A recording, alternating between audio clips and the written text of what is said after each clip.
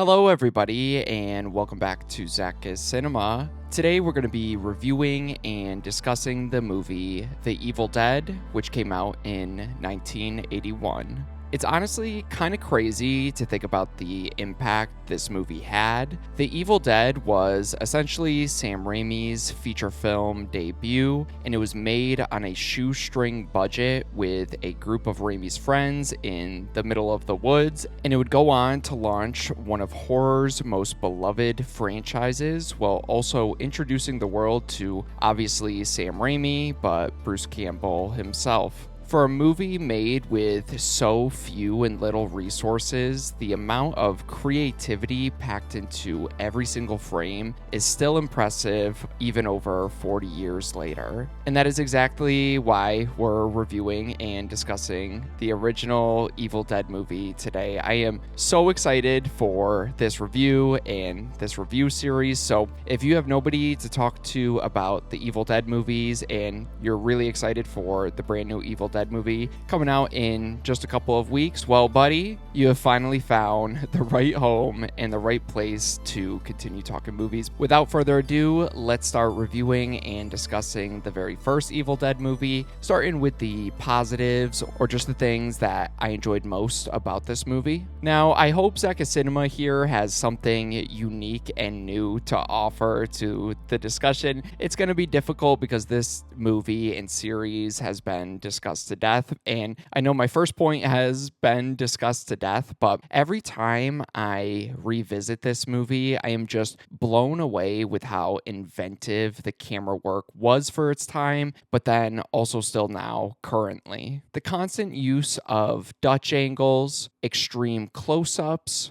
wide shots, mixes of shaky cam and steady cam camera angles, and smooth tracking shots really creates this blend of chaos and atmosphere. Even today, it just feels so energetic and very unique. But in 1981, I couldn't imagine what reactions were because I don't think anybody had seen anything like this up until then. And I think the opening sequence, or the very first shot we get in here, is a perfect example of what I was just talking about. The camera kind of gliding through the woods from the demons or deadites in this franchise, from their perspective as it races towards Ash's car with him and his group of friends, is still creepy and effective, especially again for the time it was made in. I doubt audiences had really seen a horror shot from that perspective, or a demon's POV kind of formatted shot. And then Raimi immediately kind of contrasts that with the next following scene with this eerily steady camera shot of the group in that iconic Evil Dead car just slowly approaching the cabin, really introducing this very isolated location that instantly feels wrong and off. And I love those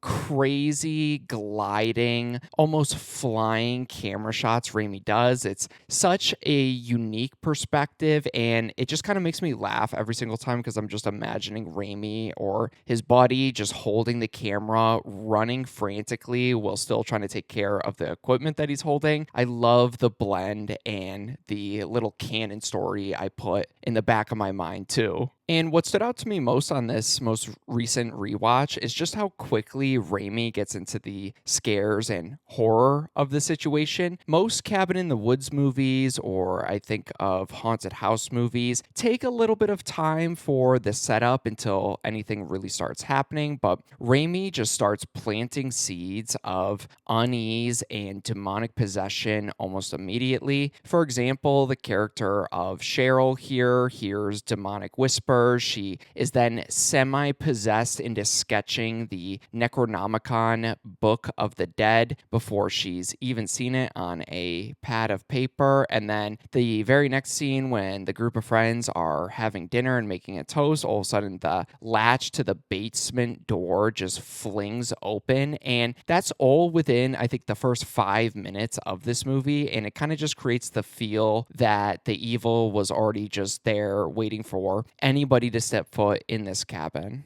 And speaking of the cabin and the setting for this film, wherever Raimi found this location, he deserves so much credit here because it might be one of the creepiest, if not the most iconic setting in all of horror. It's such a simple location, but every room here really feels unsettling, dirty, and grimy, combined with the creaking walls, the rotting wood, and almost this oppressive, unsafe atmosphere. The cabin itself almost feels like another deadite just coming to life in this story. The score here is absolutely fantastic. Those harsh strings, that metallic, clinky sound, and almost industrial string and brass instrument mix constantly, to me, makes me feel like the evil is just making this music and almost living within the walls of the cabin here. It doesn't just accompany the scenes, it actively adds to the tension and atmosphere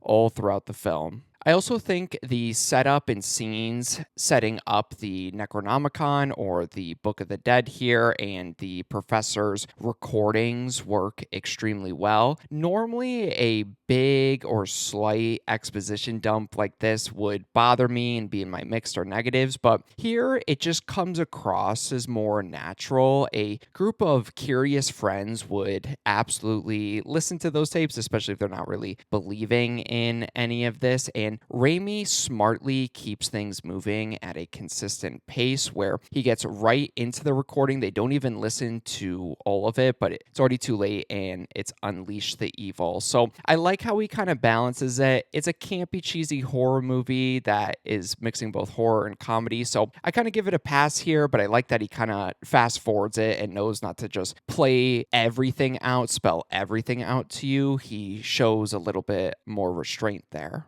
Raimi obviously took some inspiration from Halloween and those POV shots, or maybe even movies like Black Christmas, because I love the demons and deadites perspective here, and especially before it's even introduced into the cabin and affects any of our characters here. There is obviously that Michael Myers kind of quality to it where the demons just kind of at the beginning constantly looking into the cabin, just watching these characters live a life from outside. The scenes of the evil lurking beyond the windows while everyone's preparing for bed that first evening is especially creepy to me and unsettling because you know something is watching them, but none of our characters can see who exactly is watching them. And just scenes like that, just someone staring through your window as you're just kind of going about your daily or nightly routine is super invasive, super unsettling here. And I think sometimes when we talk about the Evil Dead movies or the Evil Dead franchise, a lot of people love to focus on the more campy, cheesy side of them. And I obviously agree there's tons of amazing moments like that in here, but I think sometimes, especially with this first one, people forget how incredibly shocking some parts actually are. There is that infamous tree assault sequence with Cheryl. It is still incredibly uncomfortable, disturbing. It's long, aggressive. It really doesn't pull any of its punches, and I can only imagine how audience were reacting to this back in the day. And then you get scenes like with Cheryl's transformation into the first deadite is equally as effective. The pencil stabbing scene is genuinely brutal for especially how long it goes on, and the way she suddenly becomes this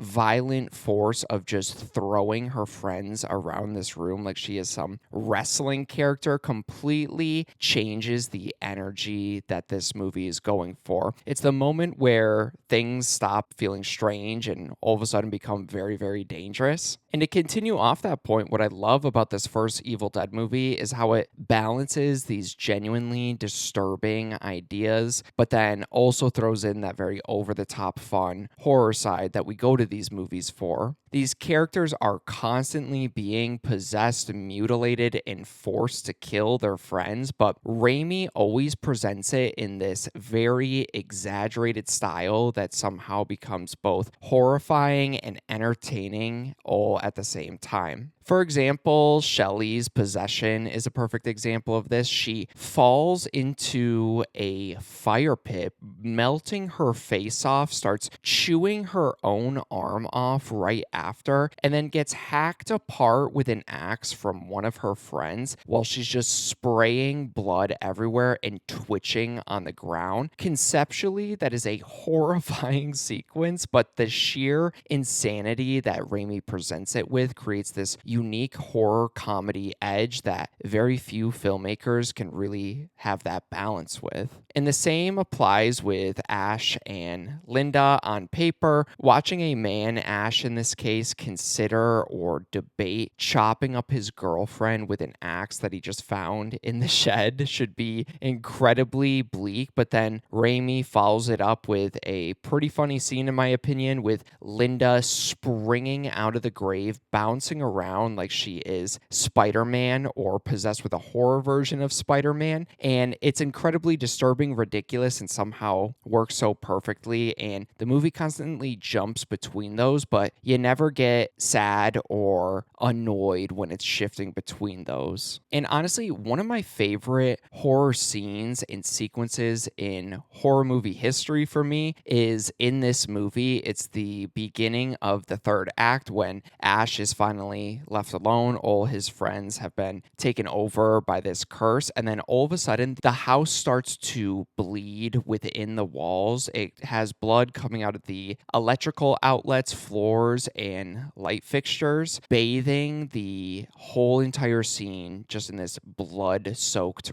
red. It feels like reality itself is kind of breaking down around our Ash character and perfectly captures that nightmare fuel this movie's really going for. And from there, I think the movie launches into an amazing final act where Ash is kind of forced to step up and become the survivor here, or the final guy in this case. And what I like about this movie is that he initially isn't really our main character. It's more of this group main character, this group dynamic, and Ash really isn't the obvious hero. He is just one of our members within this group that is the last one surviving, but then he steps up at the end. And I think to me, it makes his transformation into the Ash character we know and love much more satisfying here. And finally, you can't talk about Evil Dead without referencing the practical effects, and they're amazing in this movie. The practical effects, while cheesy, still hold up in some unique way. The stop motion decomposition sequence when Ash finally burns the Book of the Dead is still one of the coolest effects I have seen in almost any movie. It's like right there with The Thing for me. And watching the Deadites just kind of collapse, melt, and seemingly get dragged back into hell really gives this movie such a memorable and grotesque ending. For such a low budget indie horror film for back in the day, the creativity Raimi and his team put on display here is remarkable. But with that said, I do have a couple nitpicks with this movie, so let's jump over to my mixed aspects. And to me, the final POV shot of the evil rushing through the cabin and attacking Ash is undeniably kind of an iconic shot and a final